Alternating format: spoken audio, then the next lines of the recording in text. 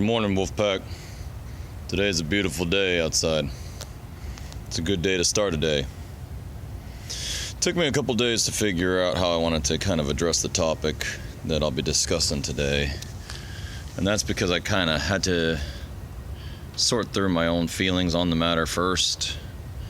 And what I'm referencing is that I've heard it, other people have heard it, and there's been concerns brought up that maybe some of the comments that are being made inside the team, between members of the team, friends of the team, in the immediate community or what have you, some of them are maybe a little bit hurtful.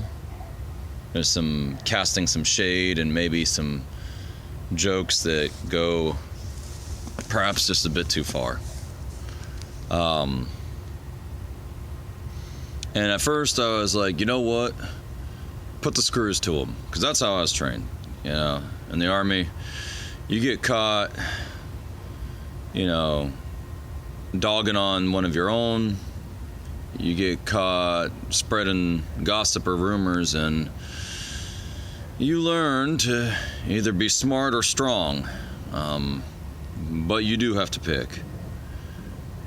But I decided that that's not the way to go about things necessarily. For one, it's too late after the fact, and for two, I wasn't right there. For three, this is a bigger issue than just an immediate reaction. So we live in a world that has gotten to the point where we're back to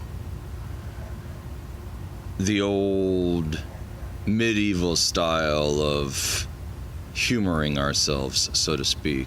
What am I talking about? Well, because of the internet and because of anonymity, it has been determined that other people's struggles, other people's suffering, that's what we need to use as our own personal entertainment. The mentality of the world has become such that cynicism and propping one's image and ego up at the expense of others is almost routine. We've gotten to the point where pointing out the flaws in other people is how we have found our humor and how we contrast ourselves from the crowd. And it's very basal. We're talking the lowest common denominator here. And it's cowardly. It's cowardly. If you don't have the backbone to look someone in their eye and with a straight face say the things about them that you would say about them when their back is turned, or you would say about them online, you're a coward. Either that, or what you're doing you instinctually know is wrong. You instinctually know that it is a negative behavioral pattern, and you are kind of sneaking it in there in order to try to, you know, give yourself some social status, whether that be social status as being superior to someone in some way, or social status as in, you know, you're making the jokes, you're the clown, the comedian. But you know, the thing about comedy is comedy's always transparent. Comedy's open. I love comedy. I love going out there and trashing on political figures and public figures, but it's all open. It's all to someone's face. That's where comedy is. Anything that's not open and direct is cowardly.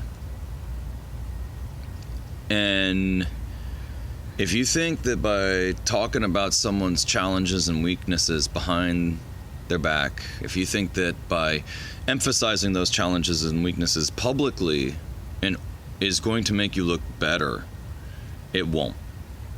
It won't. You might feel like you're part of the crowd as everybody laughs. You might feel like you're part of the crowd as everybody jumps on the gossip train. But what you are doing is denigrating yourself as well. Because that behavior is cowardly, and a strong person, a person of skill and confidence, emotional, physical strength, intelligence, won't have to do these things. They don't have to point out, well, the splinter in someone's eye, so to speak. I've said it before, I'll say it again. The only time you should be looking down on someone is to give them a hand up.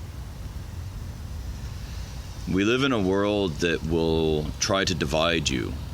They will point out the differences between you and others. And this can go along the lines of academic, it can go along the lines of body image, it can go along the lines of gender, it can go along the lines of ethnicity, religion, sexuality.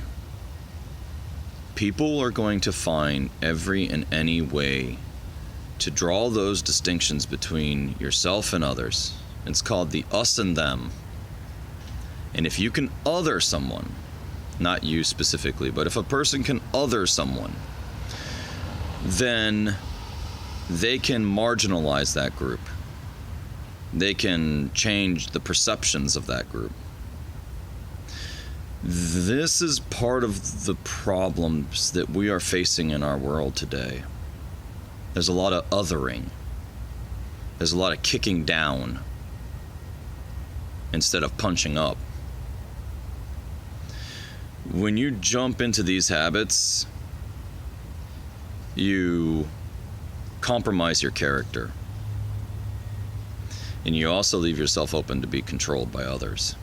Because the person with the loudest voice is always going to dominate the conversation when things are on the lowest level. Food for thought. Over and out.